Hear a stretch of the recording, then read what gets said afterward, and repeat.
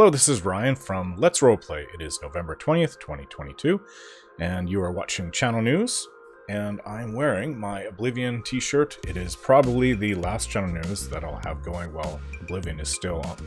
I'm still publishing new Oblivion videos on my channel.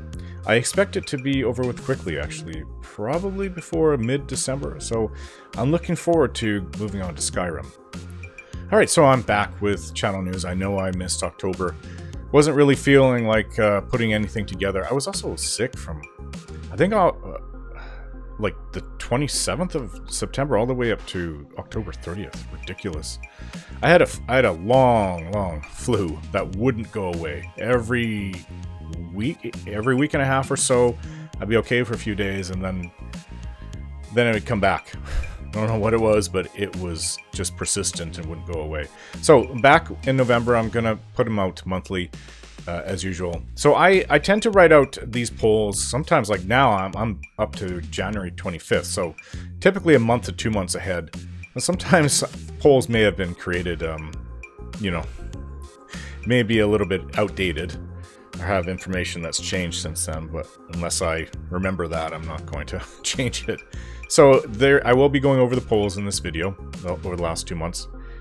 So there's some interesting information about my channel. Less than 5% of my subscribers actually return to watch my videos. I think it's between 4.5% to 5%. I don't know what's going on with you guys. A lot of people aren't returning, but I know that's kind of normal. I think it's typically about 1 in 10. Now, I know I did advertise, no, I went through some company. I wish I advertised on YouTube for my channel. I might do that next year. Just put a few $100s into it, see what that takes me. But I did use a company, and they were to get me like 2,000 more subscribers, and I thought that it was through advertising for me. Lo and behold, they have some kind of program where they will get you subs for your channel if you watch and sub to other channels. It was some kind of stupid thing like that. I regret doing that. That was, I think, early last 2021, maybe springtime. I did that. The subs on my channel shut up. I regret it. It's because these people aren't watching my channel, obviously, and I didn't know that. If I honestly thought that this is how it would be, I wouldn't have spent the money for them to do that. I honestly thought I was just advertising. So I will go through YouTube to do my actual advertising. I regret that. So pretty much none of those people will be watching my content. So you can cut what I have, 4770 subs, 71 subs, last I looked. Minus, well, a few hundred of those people that are probably unsubscribed now, but probably about 1,800 are just empty accounts. They're not even there. But I also have hundreds and hundreds of old accounts going back 9 years that people haven't returned to watch my stuff. That's what happens when my channel is almost 10 years old, even though I wasn't active for about half of that time. Last 2 years have been really active. And yes, I do regret, if I can go back to 2016, once I got out of the hospital for encephalitis, I was in there for 15 days. I would have told myself, just keep on going with the channel, things are only going to get better. That membership thing really threw me off too, because the Disney Channel, what was that name of that? Who partnered with everybody. Anyways, Disney owned it wasn't Disney, it wasn't called Disney, it was called something else.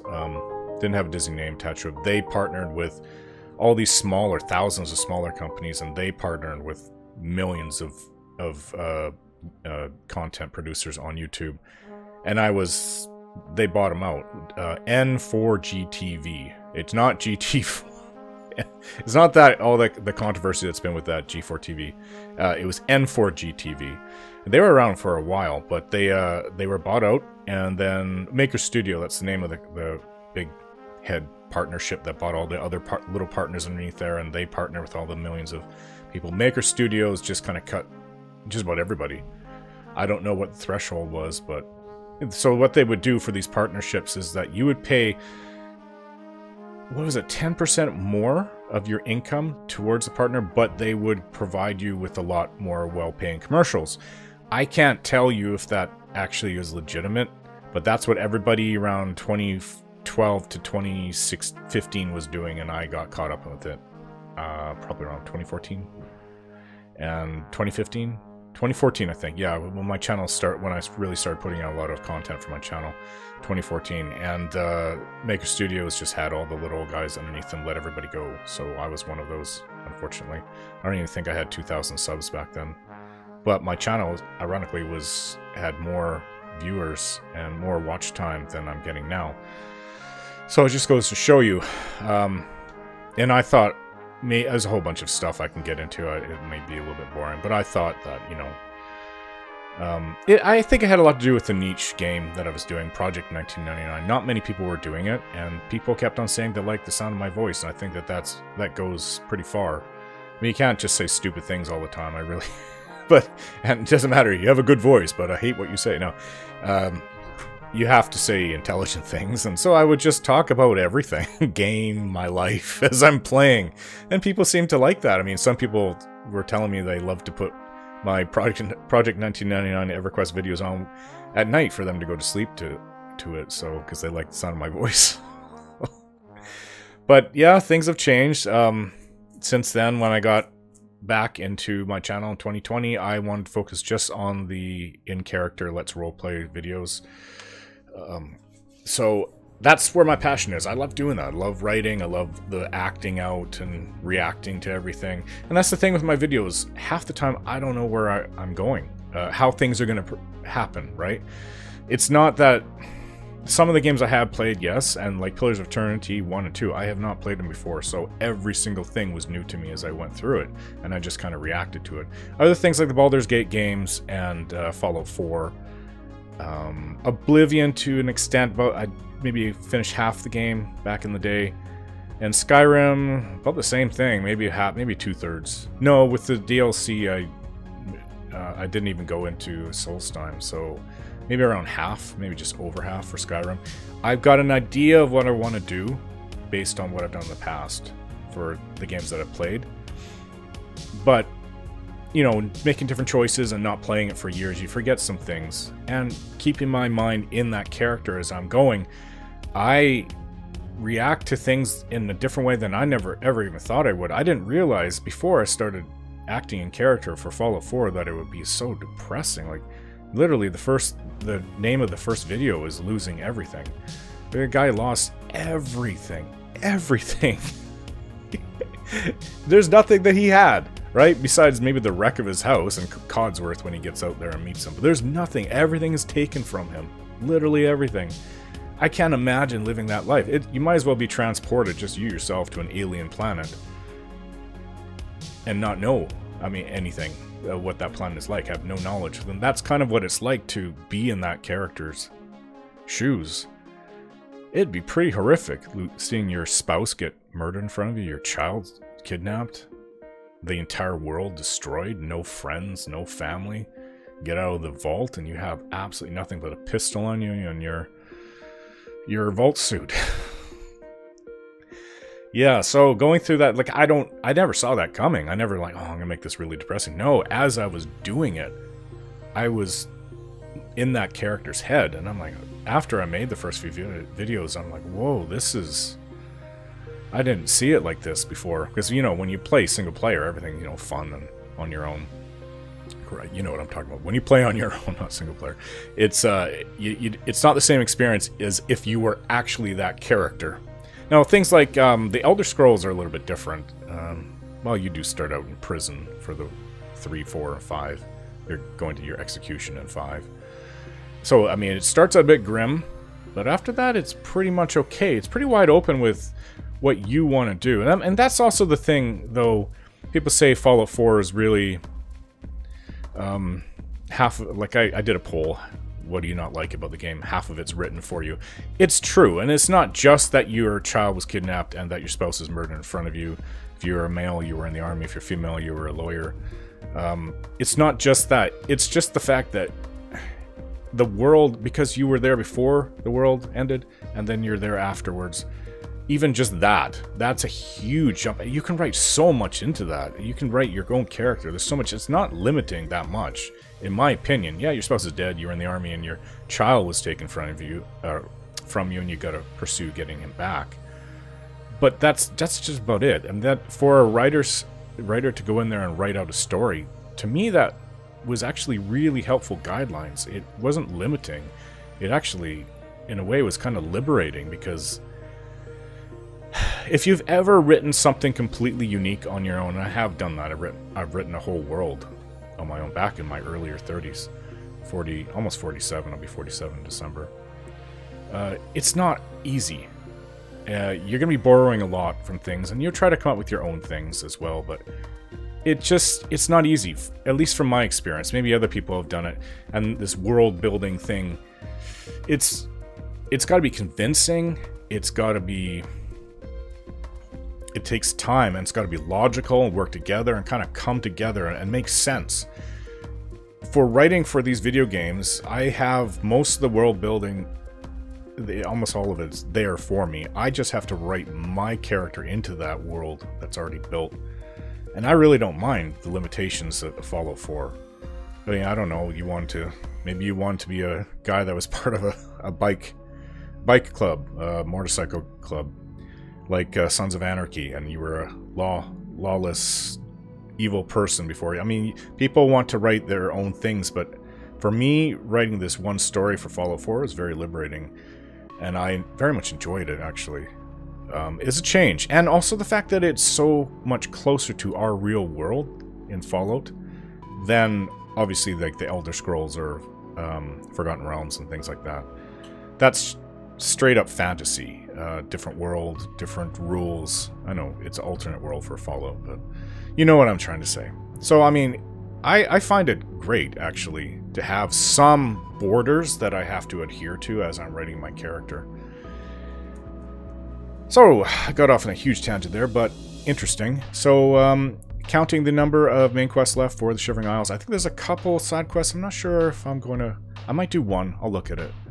But there's 7 quests left for Shivering Isles, which means Oblivion's coming to a close. Now, ironically, I've probably put more hours into Oblivion, probably to make it around, if they're about 25 to 35 minutes like they were for Morrowind, probably come out to around 300 videos so far for Oblivion, around there. Because I've done a lot of hour-plus long ones. Maybe even more. Maybe like 320, 340, 330. I've been in Oblivion a lot. More than any other game. I put more hours into that than any other game, any other single game.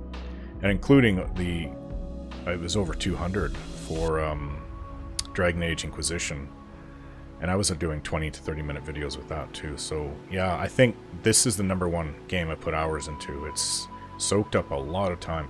It's not that I want to get out of Oblivion, it's just that I have Skyrim ahead of me. It's ahead of me, and it's like my favorite game. Literally, it is my #1 game.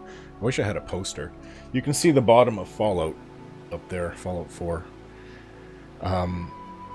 With spending so much time on Oblivion and having my favorite game coming, it's hard not to want to get out of Oblivion. Though I am still doing all my artistic, let's roleplay fully in character thing, and I'll conclude it satisfactory, or I shouldn't say that, I'll conclude it well. And I'm enjoying it. Just what I'm doing in Oblivion, being the Shivering Isles, it's been a lot of fun. It's very different. It's like coming into a new Oblivion. For me, because I've never even entered Shivering Isles before this. And I hadn't finished the main game, main campaign. I only did the Mages Guild, and probably 3/4 for the Fighters Guild, barely touched the Thieves Guild, and didn't even touch the Dark Brotherhood. So, having completed all of those, and being the Shivering Isles, almost completing it, it's, wow. Other than the crashes, constant crashes, oh, I hate the crashes. Sometimes there's like 15 a day. And I have an autosave that saves every 5 minutes. It doesn't always help me, though. But the crashes can be frustrating. I don't know why going across the Imperial Bridge to the Walnut Inn, it hasn't really done that in the last few months. But I know, like, last year, I had to save, like, every 10 feet that I'm riding on my horse along the bridge, because it would just crash. It would crash, like, if I don't save it, because this is the thing with Oblivion, that even the people that were modding it had noticed, when you save, it holds off a crash for a few seconds, if it was going to crash there. I don't know why, but it does.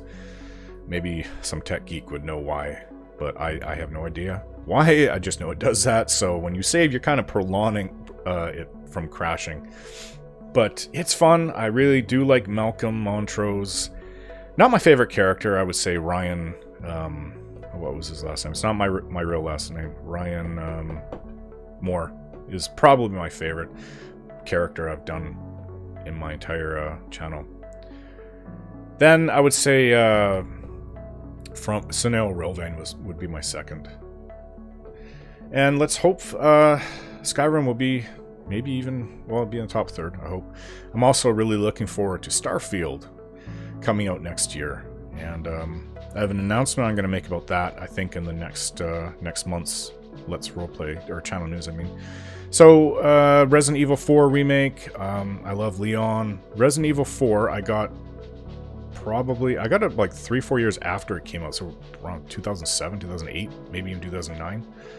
So, and I played it, and that game, couldn't really play it on the computer. I got it from my computer, couldn't really play it with a keyboard and a mouse. You can, it's just the quick keys are really difficult to, the QuickTime keys back when they were, that was the time when they were doing them. I hate those. Everybody hates them. I had to go buy a console-like joystick for the computer, and I was able to play through it. And I've only used that for that one game. But I'm looking forward to it. I really like the Resident Evil 2 remake. The Resident Evil 3 remake, the only issue I had with it is it's too short. They should have gone on for 2 to 3 hours more, in my opinion. What was there was pretty good, a lot of fun, but it was too short. I don't know why they did that. Oh, and also people complained that the puzzles weren't that difficult in it. I kind of agree. They could have added a bit more to it. It wasn't that the quality wasn't there as much as they just didn't put the time into doing it. They just wanted to, I guess, Capcom wanted a cash cow. So Resident Evil 4 remake looks really good, and it's not from the same guys who just did the last one, Resident Evil 3 remake. I think it's from the guys who did Resident Evil 2 remake, which is just about, I mean, that's universally acclaimed as one of the best Resident Evil experiences you can have. Resident Evil 8 was really good. Village, I really liked that too. Played it last year with my son. Well, he watched me play it. Pretty violent game, but all these games are violent. Another game that's coming out is Callisto Protocol. I actually just pre-ordered it before I started making this video. It's coming out around my birthday time, I think a week before. And I'm not sure if it's going to be... it's from a company I don't know, but the videos look pretty good. I know it's... Why would you do that if you don't wait for them to come out, then see the reviews? I have a good feeling about this one. I could be wrong. I've never actually gotten into something that... Because I don't usually pre-order. Because when I do pre-order, it's from a company I trust. So this is Bethesda... minus Fallout 76, such as Bethesda and Paradox. A little disappointed with Paradox because Victoria 3 is also on my list, and that's been out for about a month, or 3 weeks, I think, and just the ratings are mixed, literally. I want to get it, and I will get it, but yeah, poor AI and balancing have kind of wrecked the game. I love that kind of strategy type game. Really economic and cultural heavy. While you build your, increase the size of your conquests, or your, it's not just a full-on world conquest thing, it's just you can increase the size of your nation, like being Prussia and creating a joined together Germany.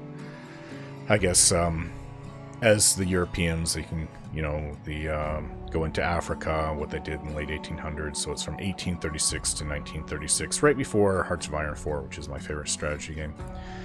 But yeah, the Callisto Protocols is like Resident Evil in space, kind of like Dead Space, like a spiritual successor to Dead Space. They are, I think they're remaking the original Dead Space right now. There's some hubbub about that online. So yeah, that's what I'm looking forward to, and I've really been working hard in the last 3 weeks to get all of my videos out, all Oblivion. So no, this is my plan. So Oblivion is finished at some point in December, and I will then go and mod Skyrim to how I want it, which will take at least a week. It took a week just for Oblivion earlier last year, and I would say maybe a week, maybe two. I'm not going to put a huge overhaul like I've done with Oblivion and Morrowind. Skyrim's graphics are decent enough where it does not need a full overhaul, although I will be upping the graphics on probably just about all the creatures. The faces will be improved of people. Certain other things will be improved, of course. I might have a couple hundred mods up by the end. And that'll take a while, so 1 to 2 weeks. And I won't be doing anything else. There'll be like no videos coming on my channel because I'll be so busy with that. But considering I'll have so many Oblivion videos ahead of time, I'll be able to do that. Well, I think some Oblivion videos are coming out, but there may be a week or a little bit longer, excuse me, where no videos will be out on my channel in December. So I then plan to do Skyrim, put 10 videos out of Skyrim, and then switch back to having Fallout 4, Skyrim, and Neverwinter Nights running. They'll switch one each day. Skyrim first, and Fallout 4, and then Neverwinter Nights. So that's looking at probably a January. We're looking at January for that. So I'm really looking forward to all this. I am a little concerned, though, that they are putting out new stuff for Fallout 4. They're going to be fixing some of the bugs. They may be upping the graphics. I'm not sure exactly. I've heard about it. So what people are saying is that this could affect all the mods for Fallout 4 and make all the mods not work anymore. I don't want that, of course, and well, I'll just have to get through it somehow if it does come to that. So yeah, that could be a bit of a headache next year. I'm not sure when the date is when they're going to be putting out this upgrade for Fallout 4, but it's part of the 10-year anniversary, or sorry, 25-year anniversary of Fallout. And what, 7-year anniversary for Fallout 4 now? They just announced that a few days ago, or a week ago.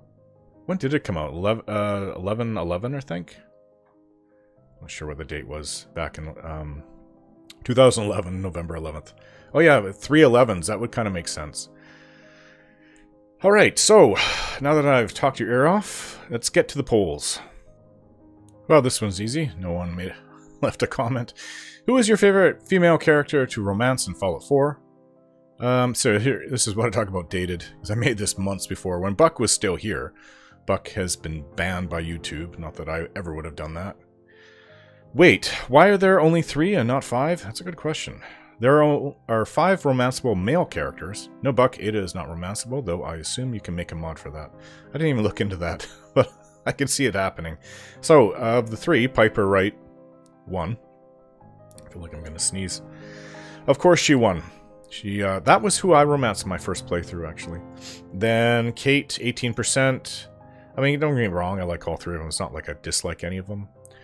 And Curry, 28%. So I didn't finish the game before I did. So I played through the game, finished it. Piper Wright was my first romance there. And then I played it again over a couple years later, and I went with Curry, because I actually didn't know that. Honestly, I didn't know that you can turn it into a synth. I thought Curry was just this boring white robot. I already have Codsworth. What do I need Curry for? That's what I was thinking when I did the first playthrough. Then I found out you can turn her into a synth, and she's actually not a bad-looking character. And then when I found out you can even make her better-looking than the original through a mod, which is what I've done in my game. Yeah, so I went with that. I also really, of course, like the French accent. I like very attractive accents in general. British, French. I think one of the most beautiful British accent that I've ever heard in a character voice in a video game was Dragon Age 2, the female Hawk that you can play. She's also on, she does, I think the female, oh, what do they even call it? The operative? Spy, whatever it is, sniper, operative, spy, for the Old Republic, for the Sith side. She also voiced the female there. And I don't know what she's done since, but that's very, very beautiful, delicate British accent. Very beautiful. I should be so lucky to meet somebody like that in my life. Or have somebody like that in my life, I mean to say. So, let's go up. So people did leave comments here. A poll on your favorite romanceable male character in Fallout 4. Yes, I know only about 4.6 of viewers on my channel are female. Alright, if you're not into romancing them, then just list them as your favorite male companion. Okay, 33 votes. Things really dropped. Things have gone up in the last month. I'm not sure why they dropped so much back then. Preston Garvey, 12%. Robert McCready, 45%. Hancock, John Hancock, 15%. Paladin Dance, 24%. And Porter Gage, 3%. I didn't vote this up. I'm only doing this because for the YouTube algorithm, where I will upvote my own things I put on my, what do you call it, the community channel tab thing. So, Robert McCready won.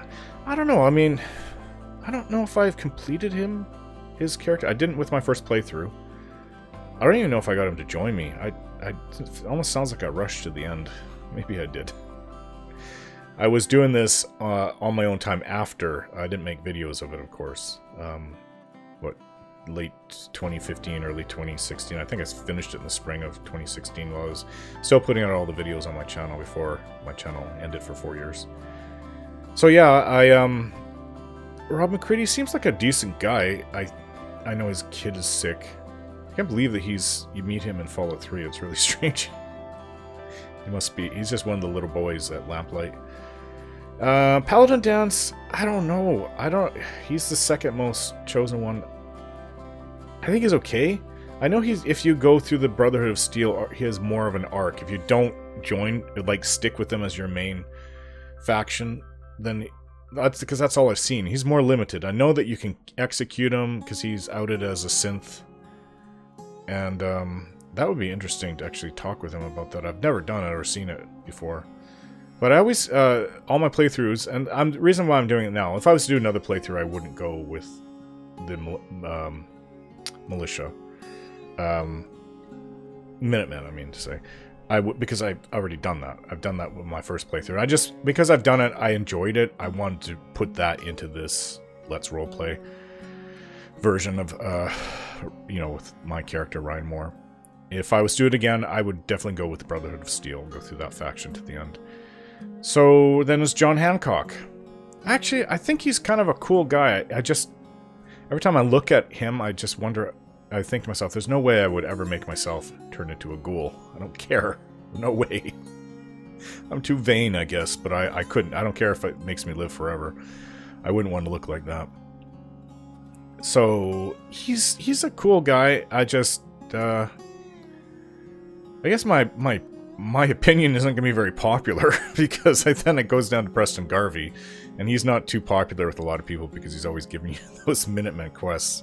We've got another settlement that needs your help. Yeah, I guess I would go with him, and it's not that, nostalgia speaks a lot to people in certain ways. And I guess when I first played it, Preston Garvey was my most favorite male companion that I had. Well, on this list. My actual favorite character in the entire game is neither someone that you can romance. It's, oh, what's his face? The police guy, Nick Valentine. He's my actual completely favorite. And I'm not even finished with his character story. I still have to get to that guy that he's after for killing his, well, the recorded brain scan of the guy he's from. This guy that we're after actually killed his girlfriend back in over 210 years before. But so we're after him. I haven't even gotten to that yet in my Let's Roleplay, but yeah, his story arc is there's still some left of it. But he's my favorite, absolute favorite. I just think he's a real cool guy. Not somebody I ever would have thought of liking the most if I was to think of a character. Would you like to have this guy as your most favorite guy in the game? But he's got a cool accent. He's just very logical, very supportive. Yeah, I think he's a really good guy. And then, of course, if I was to go to my second one, it would be what's her face? Sorry. Of the female, the one I'm romancing right now. God, 47 soon. Brain. Well, you know what? I've always been like this. Ever since I'm a teenager, forget things easily. It's not that I forget. It's just I focus too much on one thing and I forgot where I was. What is her name? Curie. Yeah, Curie is my she'd be my second. But Porter Gage. I don't think I've met him. Down 3%. Don't think I met him. I may have. I went through the beginning parts of what is that? Nuka World, the beginning part of it, where you have to go through like almost like an arena match in one room, and then they kind of like, okay, well, you're accepted into the main Nuka world now. And so I looked around, and I talked to a few people, and that's kind of where I stopped it. And it's funny enough, there's a whole big map. It's not huge, it's a map. It's not like Shivering Isle size, maybe about, what, a third of that size, or a quarter, or half? I don't know. Anyways, from a quarter to half, it's not that big. The big one, of course, will be the island that you go to. I don't remember exactly what it's called. Forget the name of that DLC. But yeah, there's areas to go explore outside of Nuka World, like in the map area, and there's, you know, people live in like homes or whatever, and there's other quests out there. So I'm looking forward to that, because I haven't done that before either. And yeah, so let's see. Peach Jackson. McCready is a cutie, especially without his hat, and has a sweet little backstory. Hancock can get it too, but only on the side. Laugh out loud, alright. JT. Wish RPGs had a brotherhood or sisterhood mechanic like Romance Piper, but form a brotherhood with Preston and Dance. Like not romantic love, but that family or war blood brothers like makes you sense. You rely on each other to survive and building a companionship. So wish there wasn't just a romance, but also a brotherhood or sisterhood mechanic. I agree. The closest thing that I can think of is what they have.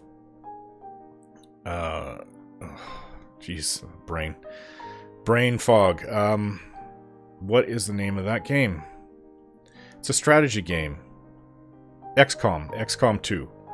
That just came out 6 years ago, 2016. Well, yeah, and then they did a huge DLC, which like added 50% to the game in 2017. Yeah, I finished that. Finished both versions. I want to do it again though. It's so much fun.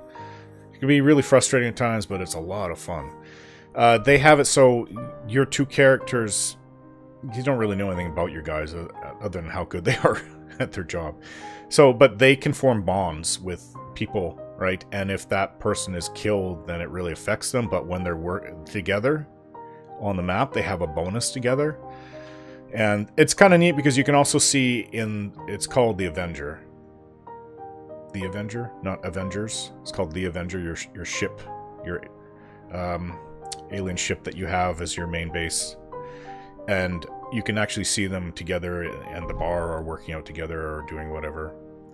Yeah, it's kind of cool. I like that idea. I think there should be, and this kind of to me comes down to just having more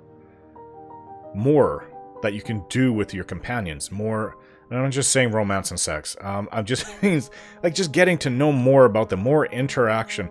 One thing that BioWare does that takes them up a notch in my mind is that as you're going through your quest, they're not just following you along, your companions. They're interacting with, say, you're talking to somebody about a quest, right? Or what you've done or whatever. They'll stick up for you if they like what you're doing, or they'll go against you if their personality isn't like that. Like just things like that, and they will actually put in their 2 cents, and the person sometimes will even respond to them. So I do like that. They don't really have that much outside of BioWare. Not too many RPGs that I'm aware of do that. They'll like talk to you afterwards, like in Bethesda games or whatever during, but never, you know, having a big conversation where there's 3 people talking. They don't really do that. Like one of your companions will be there. They need to add more life, more character to your companions in other RPGs. I'm looking at you, Obsidian, because you're really bad with how deep you go into your characters. I felt the last half of Pillars of Eternity 2 was really empty. There really wasn't much there for your companions. They just felt lifeless. Like you get to know them and they take part in a few of you have quests for them, and there's not really much there after that. They don't interject, they don't talk to you, there's no more conversations you have with them. Ugh. I just like, if you're gonna have companions, have a lot of conversations and have it keep going all the way to the end. So how the hell isn't Hancock higher rated? Shadowfox Entertainment says. I don't know. Seems like McCready is the winner. I like Hancock as well, as he's an interesting guy. My favorite companion in Fallout 4 is Nick Valentine, but he's not on the list. He replied, dude, if Nick was romanceable, I would romance him all the time. Too funny. Alright, next poll. An honest poll on how you feel about the subject. Does the idea of me, a white male, role-playing as a female or non-white character bother you? 92 votes. A lot of people spoke up. It just jumped up like 3 times almost from previous polls. You can roleplay anyone you want, and I don't mind. 71%. Nice to hear it. Only roleplay as a male. Doesn't matter the race. 22%. And only roleplay as a white male. 8%. Alright. Well, I mean, this going back to when I made the Baldur's Gate game playing as Orin of Candlekeep. Yes, that is a female. If you haven't seen it or don't know, and no, I didn't try to disguise my voice and try to talk as a woman. Talk to my normal voice. So JT says, if your goal is views, having the character match the voice is very important. I vote roleplay male. It doesn't matter the race or culture because your voice box can adapt to that. And no, the race doesn't matter to me. Never understood that we are all equal regardless of the shade of our skin, and the voice can easily change with some effort and time. How many people accurately do Elvis all the time? Dan Constable. Love all the polls you post. Really gives the impression you care about your fans' feedback, which is really cool. On the subject of the poll, I don't know why anyone would care unless you're portraying them in a negative light. I've seen plenty of people roleplay all types of characters, and I've never seen anyone have an issue with it. I think it's sometimes interesting to see someone try to roleplay someone whose outlook on life will be vastly different than their own. And I completely agree. That's part of the reason why I did female. I wanted to change.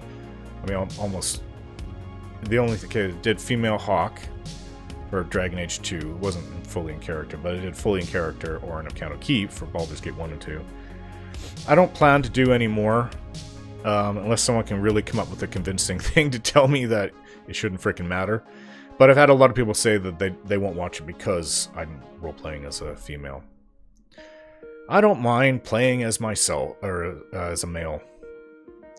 So I'll just do it. So I wrote back, thanks a lot. I'm always around to talk to the people who watch my videos. I've had a few people complain about the Baldur's Gate Let's Roleplay series that I did because my character was female. I know that these days people will come after you if you try and portray someone you are not, so I wanted to see what you guys thought about it. JT wrote, maybe do a short video on voicing attempts? An actual audio example might be better for this kind of poll. Like if you can pull off a voice, do it. Are you talking about being female? I don't want to even try that. I did a joke version of that in the short. If not, don't risk the amount of effort you put into roleplays for little reward. The effort you put in shouldn't be wasted because so far I've loved the Fallout 4 roleplay as much as I do my longtime favorite, the Ad Opposed TV? The Ad Opposed TV? I don't know. I never heard of that channel. You're as good as the king of Fallout and Skyrim roleplays, the Ad Post TV, sometimes even better. Sometimes better, huh? I don't even know who that is. So I wrote, thanks for the compliment. Seems like Fallout 4 has turned out the best for me so far in terms of character story and voice acting. Phantom Games 117. It'd be a little weird to hear your voice as a woman. Laugh out loud. Yeah, I already did that in a short video. Captain Red 1000. No. Wait, does it matter? Okay, it doesn't bother him. Really succinct there. I wrote good. Jan the Man. Male, female, doesn't matter as long as it's a good story. JT wrote, yeah, as unimmersive as it would be, a good story is what matters first and foremost. Foremost, the story. I feel the same.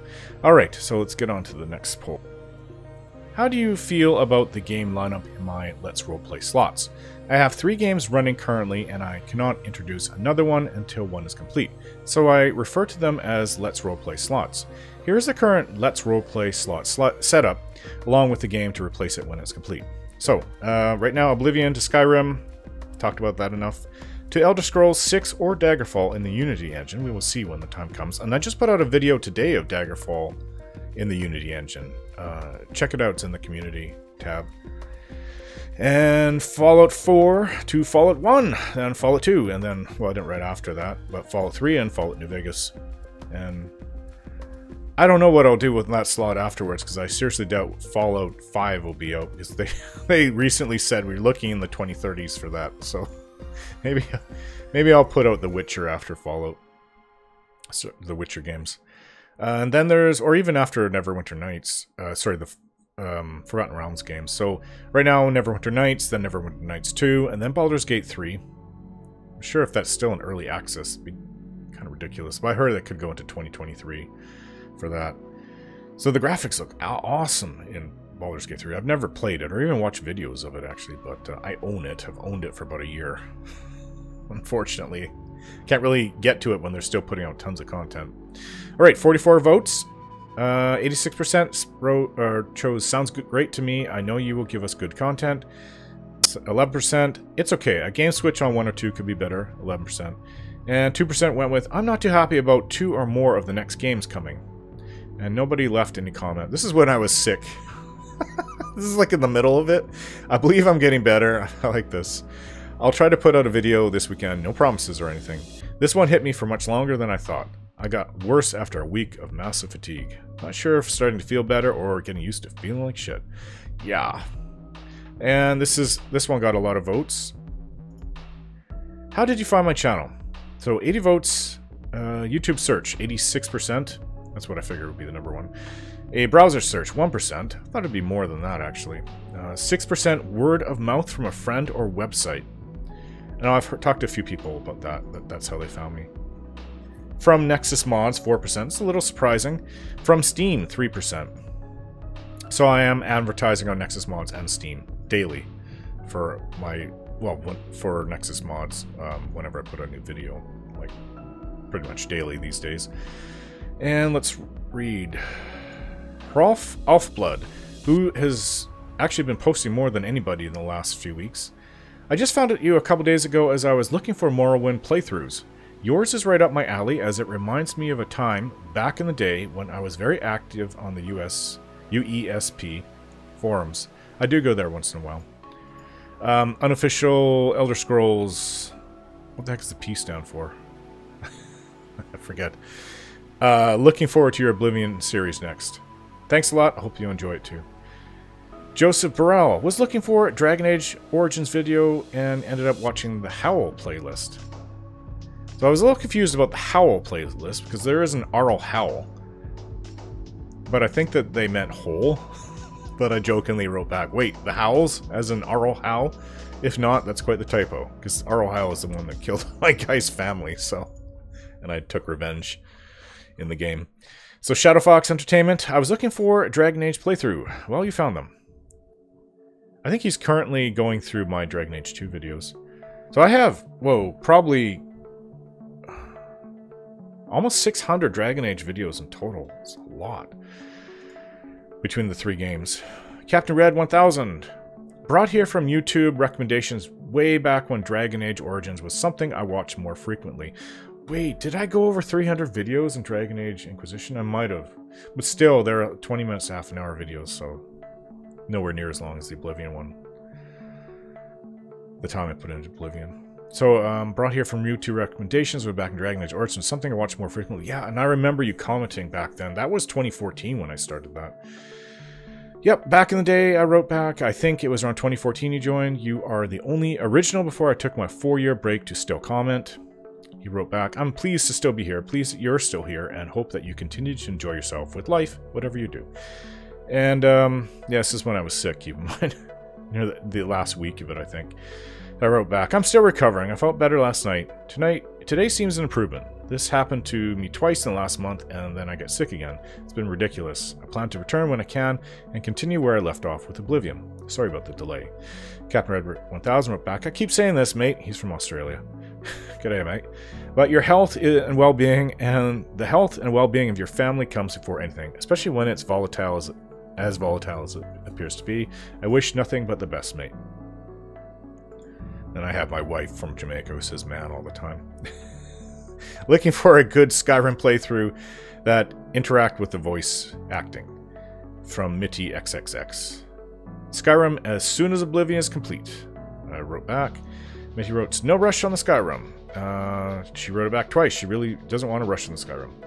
DMC fan 1214. You've also been, I would say you're probably the second most person to write comments on my channel in the last month or two. Are you going to play Dragon Age Dreadwolf when it comes out? And I wrote back, this is my honest opinion. I don't have much hope for BioWare, especially the lead developer of Dragon Age 4. As of right now, I would say no. If it turns out to be well done, then I might reconsider. He wrote back. Understood. And Azuz BG from Blarg. I honestly don't know what Blarg is. I take it some website talks about RPGs. I don't know. Maybe it's like Reddit. Who knows? Next poll. So this is one of the polls that has a great deal of meaning for me, actually, when it comes to RPGs. So I wrote, does a game with seemingly living a real life with... Let's restart that. Does a game with people seemingly living a real life along with forests, mountains, rivers, and wildlife matter much to you? So I go through my personal story of Skyrim. And this is one of the biggest reasons that I really fell into the Skyrim just took hold of me. The change in the living, breathing world advanced quite a bit between Morrowind and Skyrim.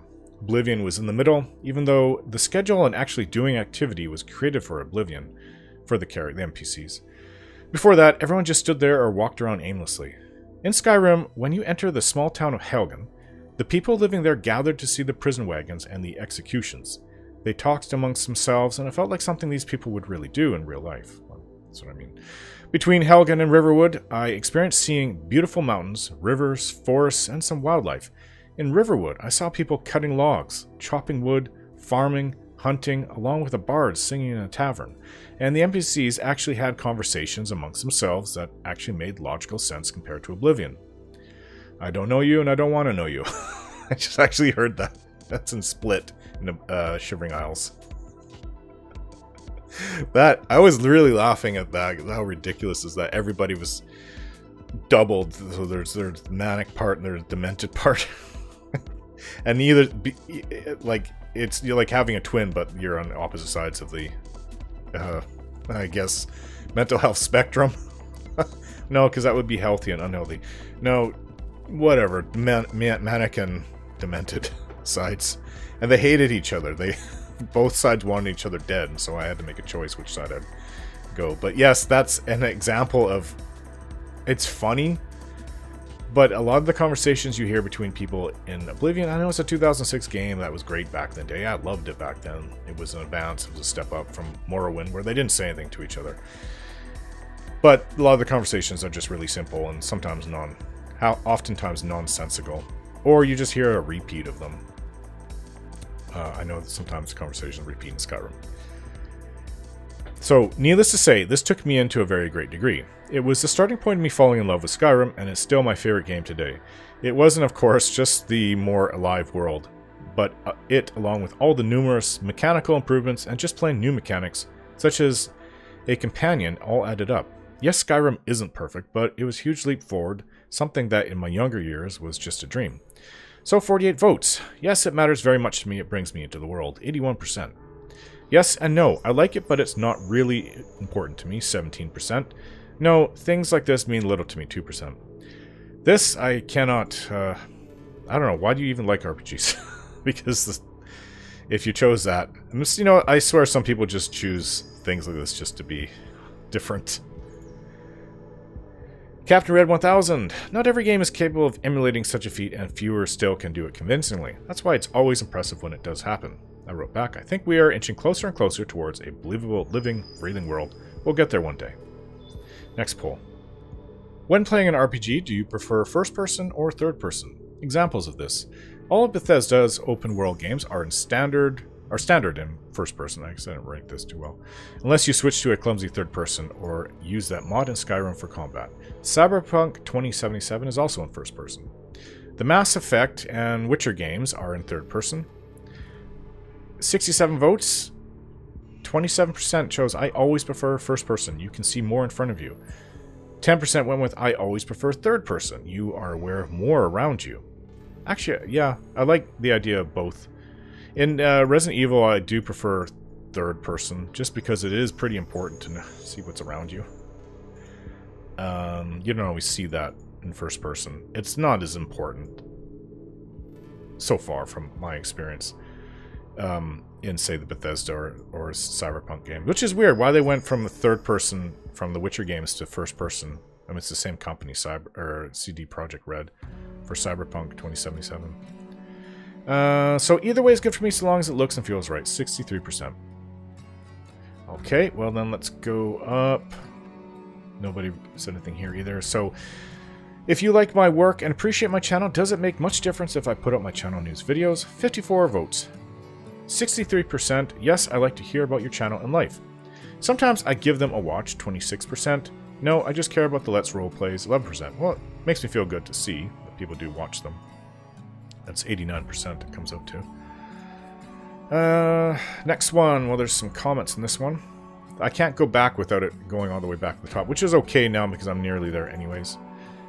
How important is the Dark Brotherhood line of quests in Oblivion and Skyrim to you? Would it matter if I skipped in my Skyrim Let's Roleplay, or is it a must-do in your mind? 62 votes. 13% went with you have to do them, they are the best guild to join. Then 76%, if done right in an RP way, you don't have to join them. Then 11%, almost as much as people voted to join them. I don't like the Dark Brotherhood. Don't join them in Skyrim. Well, that's the thing, as I wrote here, one of the main reasons for this poll is because, yes, I know you can destroy the Dark Brotherhood in Skyrim. And it also, like, before you even get into really joining them, before you can join them, I think at the, when they try to recruit you, you can attack her. And then from there, I'm not sure where you go. I think you have to go to the Oculus Penitautis, or whatever they're called. And, they give you a quest to go destroy the Dark Brotherhood hole hiding. Whatever you call it, wherever they're hidden. I know you can destroy them in Skyrim, and also will really go against my character to join them, I meant to say. And I'm not really sure how to handle the Emperor getting assassinated, though, because that's part of the lore. I know he has a decoy, and then you go and kill the real one, but some people have said that there's some hints that that was a second decoy. So I don't know. Just leave it as it is. If he dies, he dies. It wasn't for my character, it was somebody else assassinated him. So, Hrolf Blod. I second doing the Destroy the Dark Brotherhood quest if you do not wish to join them. I really don't. I could cheese it with, say, Malcolm, because he's kind of in the middle, or even, you know, borderline bad.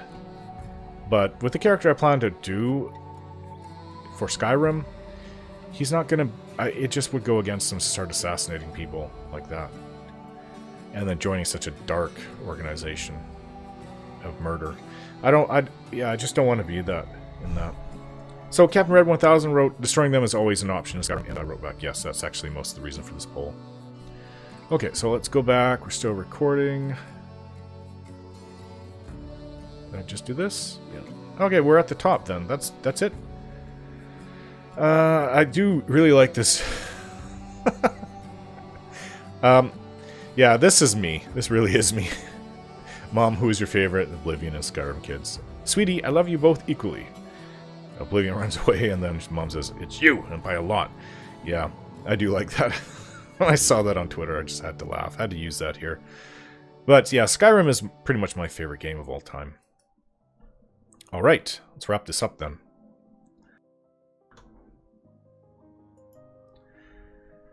If you would like to help out and support Let's Roleplay, you can donate at my Patreon account or become a member of my channel, which also comes with its own perks. Just click the join video or watch what I put together, and as a member, you'll see what you get.